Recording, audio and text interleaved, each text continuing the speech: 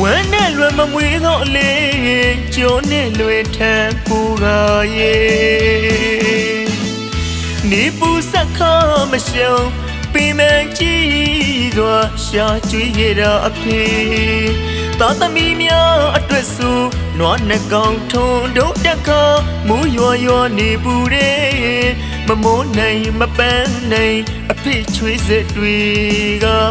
မူရီစက်မကတသွင်းသွင်းစီးစင်းခဲ့တယ်လေငါသားငါသမီးမျက်နှာမငယ်ဖို့အတွက်ဆိုငါအသွေးသားတွေခဲချောက်ပါသေးငါကြိုးတွေကွဲပါသေးငါချီတော့တွေပေါက်ပြေးပါသေးနေမနာညမအားကြိုးစားလူရုံးကန်ရှာကြွေးခဲ့တာအဖေလူလာမြုပ်လို့အတောင်ဆုံတဲ့အခါတလန်းစီခွဲခွာတနေစီချပြီးမေအဖေပုံကလေးတွေကြည့်ကမျက်ရည်မစဲနိုင်လုံးလျက်ပါအဖေတော်တို့ငယ်ငယ်ကလေးဘဝကဆောလို့ရဲ့လုတ်ကျွေးပြူစုခဲ့တဲ့အဖေရဲ့မေတ္တာတရားတွေအဖေနေရရောက်မှသာသိပါပြီအဖေအဖေပုံရိပ်တွေ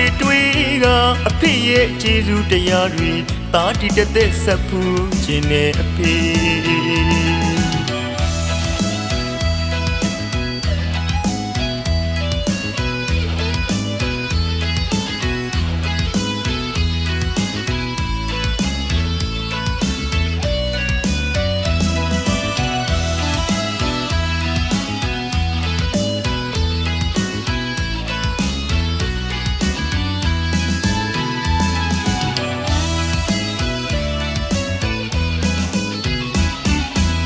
ဝမ်းနဲ့လွယ်မမွေးသောအလေးကျိုးနဲ့လွယ်ထမ်းပူကားရဲ့နေပူစက်ခါမရှုံပင်မကြည့်စွာရှာကြွေးရတာအဖေသာသမီများအတွက်ဆိုနွားနှကောင်ထုံတို့တက်ခါမူရွာနေပူတဲ့မမိုးနိုင်မပန်းနိုင်အဖေချွေးစက်တွေကမူရီစက်မကတသွင်းသွင်းစီးစင်းခဲ့တယ်လေငါသားငါသမီးမျက်နှာမငယ်ဖို့အတွက်ဆိုငါအသွေးသားတွေခဲချောက်ပါသေး